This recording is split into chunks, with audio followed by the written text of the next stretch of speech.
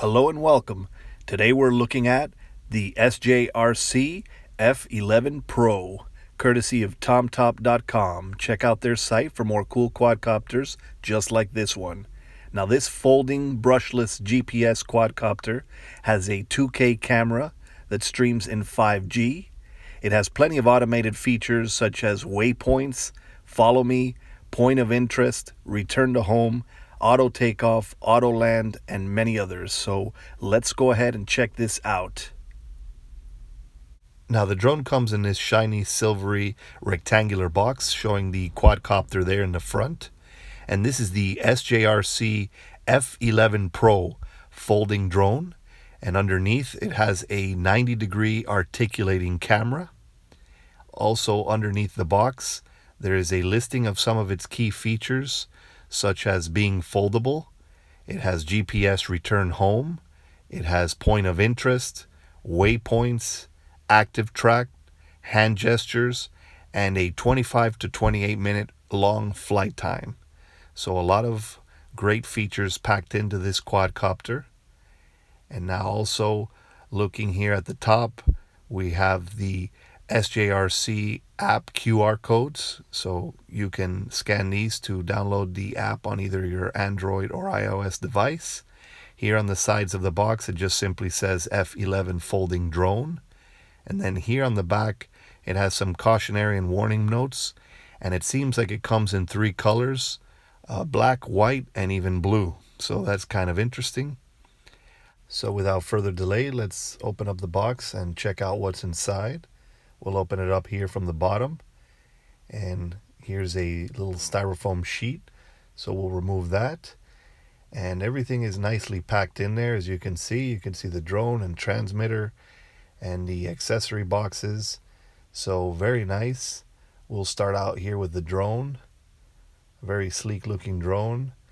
Here it's in its compact brick form, and right away you could see the larger camera when compared to the regular F11. And here we have the folding arms, similar to the Mavic. Very nice, good quality build. Everything folds out nice and neat without showing any wiring or anything like that. So a very nice looking drone that has a shiny off black finish. And here at the top you can see its 11.1 volt 2500 milliamp lithium ion battery. So very nice. So we'll just set that here on the side. And now let's take a look at its transmitter. Here's the transmitter, and it comes with these foamy joystick guards to protect the joysticks. And it's a very nice compact DJI type transmitter, and it has these fold out antennas, but they're most likely just for looks. And here are the folding grips. So this is a folding controller as well, and here you could see its mobile device mount. It's pretty spacious there and very comfortable and ergonomic. So a very nice transmitter, and so we'll set that right over here. And now looking further into the box, we have a little box here that has the instruction manuals and brochures for the F11. So very nice detailed little manual here, compact manual. So we'll set that aside right here. Here is the box with its 4 folding spare propellers, and it comes with a tiny Allen wrench and some screws, so you can insert those. So they're in this little bag here, and we'll just quickly open the bag and take a brief look at them. But they are the folding propellers, as you can see here. So very cool. And inside you have this little bag with the wrench and screws, so everything you need to replace the propellers. And lastly, here is the micro USB cable to charge the battery and also to charge the transmitter. And it's pretty generic. So now let's organize all this and take one final look at the contents of the box. Now, taking a last look at the contents of the box, we have the drone itself with its 11.1 volt 2500 milliamp lithium ion battery. We have its 4 folding spare propellers, along with its Allen wrench and screws to install those propellers. We have the instruction manuals and booklets, the transmitter, and lastly the micro USB charge cable for both the drone's battery and the transmitter. So that's essentially the contents of the box. Now let's take a closer look at the drone. Now, taking a closer look at the drone, this is a very sleek looking drone that highly resembles a DJI Mavic and is virtually identical to its previous F11 quadcopter. And right away you could see its larger 2K camera that shoots in wide angle and at 25 frames per second, and it shoots at a resolution of 2592 by 1520. So a very clean, crisp camera on this model, and it shoots onboard footage right here through an SD card slot, so you can save that footage directly to an SD card. So that's very good. And the camera does tilt just about 90 degrees. And right away you could see all the labeling of SJRC and quadcopter throughout the drone. So very nice. And this is a brushless motor quadcopter that has 1806 brushless motors. And it has these folding propellers, but unfortunately does not come with any propeller guards. And underneath the drone, you will see a couple of holes that look like they might have been intended for optical flow positioning, but they are not in this model, as this model uses GPS and GLONASS for positioning. And here on each corner you could see the rubbery landing legs for stability. Now, taking a look here at the top of the drone, we'll simply unlatch its large battery here. That's an 11.1 volt 2500 milliamp lithium ion battery, and this battery charges right here on the side through a micro USB port using the included micro USB cable. So you just simply plug it in as such and then plug in the other one to a USB outlet, and you should see the status of the charge right here at the top of the battery. So everything is self-contained, no need for any proprietary chargers. And we'll just simply turn on the battery here, and you can see it's somewhat of a smart battery as it shows you the level of charge when keeping the button pressed.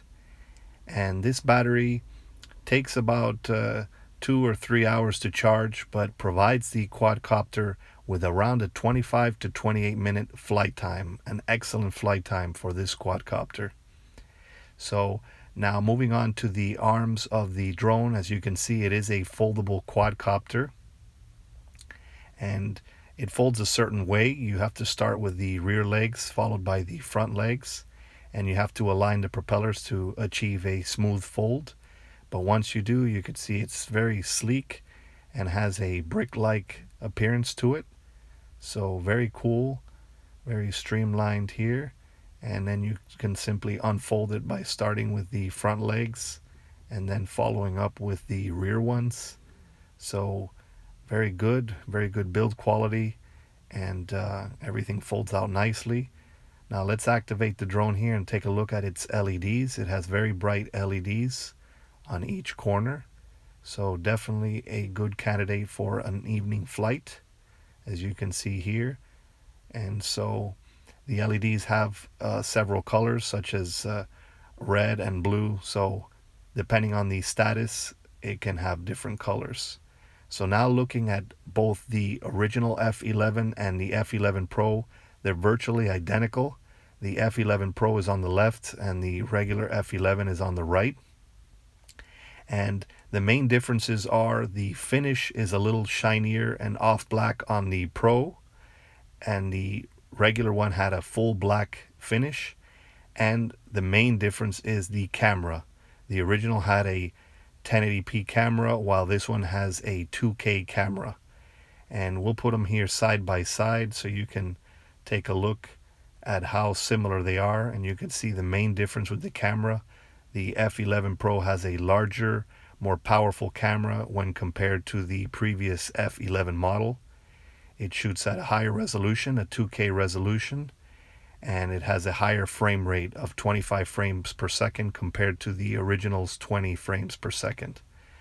And another important note here is that the batteries are interchangeable, so you can use the batteries from the Pro version on the regular F11 and vice versa, but the only minor issue is since they have slightly different finishes, you can see a contrast there between the battery and the actual quadcopter.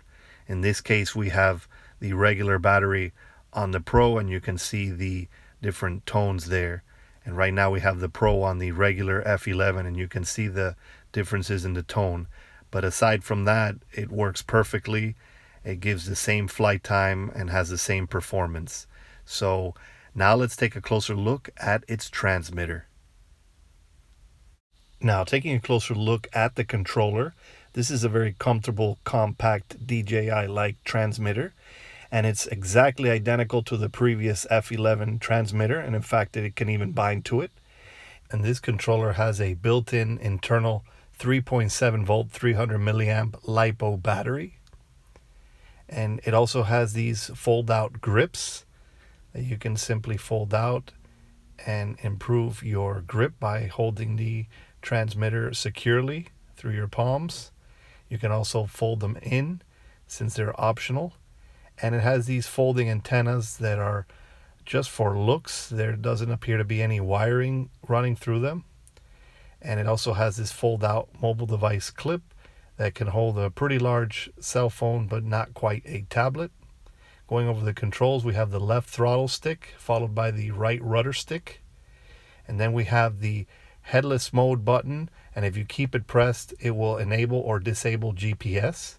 Here is your auto takeoff and auto land button, and right here is your return to home button, and then right over here we have the on off button, and right up here we have the photo button, and on the opposite side we have the video button. And if you keep both pressed for a couple seconds and move the directional stick, you can do a point of interest. Right here is the wheel to increase or decrease the speed of the quadcopter, and right over here we have the wheel to tilt either up or down the camera about 90 degrees. So a wide variety of controls there. If we turn on the transmitter, we can see some of the status indicator icons, such as the return to home status, the speed indicator, the photo recording indicator, and last but not least, whether headless mode is enabled or not. And right up here we have the signal strength of the transmitter. And then right here on the side of the transmitter we have the micro USB port to charge the internal 3.7 volt 300 milliamp LiPo battery. So overall, a good, well-built controller that provides the drone with a 1.2 kilometer range. So very good range there. So now let's take a closer look at setting this up for a first-time flight and the app. Now, setting up for a first-time flight is very straightforward. Once you have a fully charged battery inserted into the drone along with an SD card, and have fully charged the transmitter and have placed a mobile device on it, you would proceed to activate the drone by keeping its on-off button pressed at the top where the battery is located. So you keep it pressed there for a couple seconds. You should see the lights go on. At this point, you would turn on the transmitter. Then you would bind the transmitter to the drone by moving the left stick up and down. So now the drone is bound to the transmitter. And so we have a couple of calibrations to perform. First, we would calibrate the GPS compass by moving both sticks up and towards the center, like so.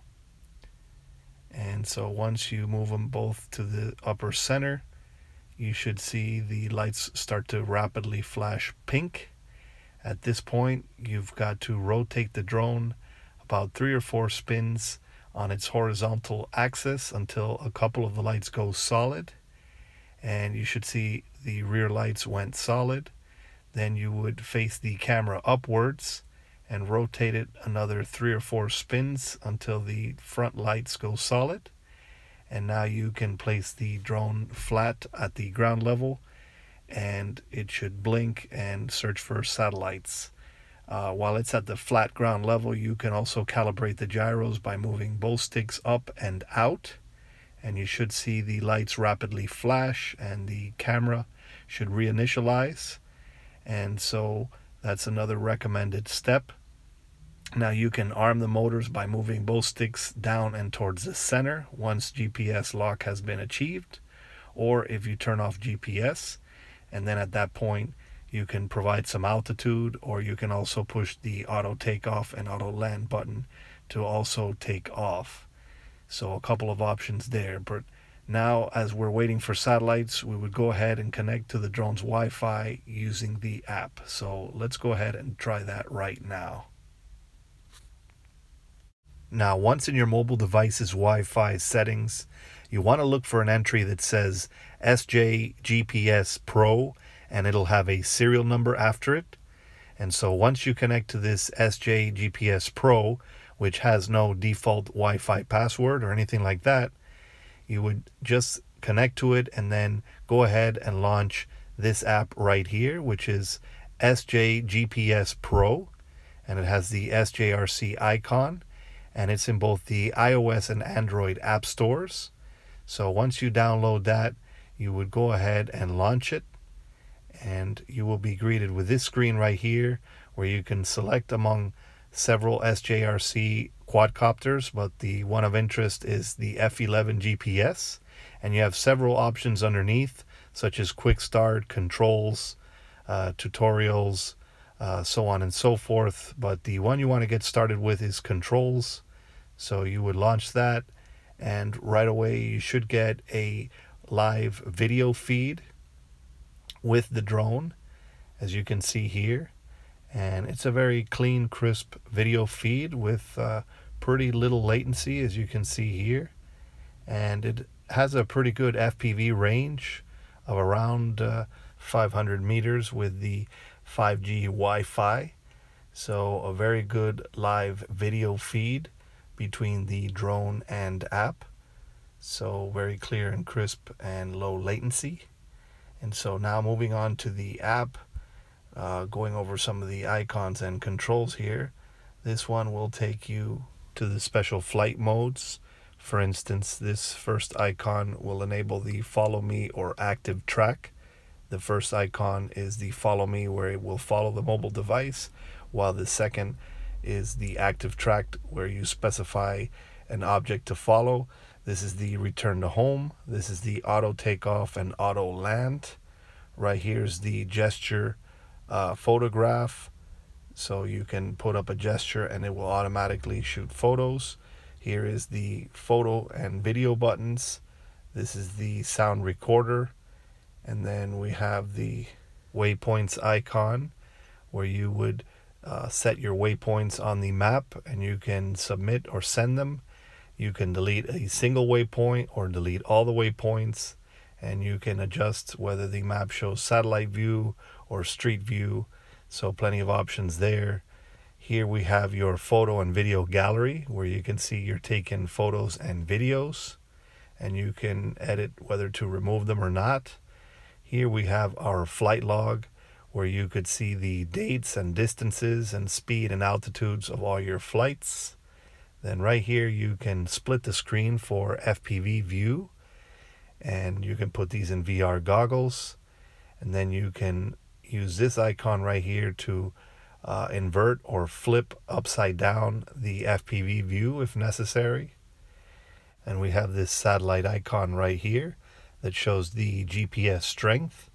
And right here we have our settings, and initially it starts out in beginner mode, which limits the flight distance and height of the quadcopter, but you can undo that and set all these to maximum if necessary.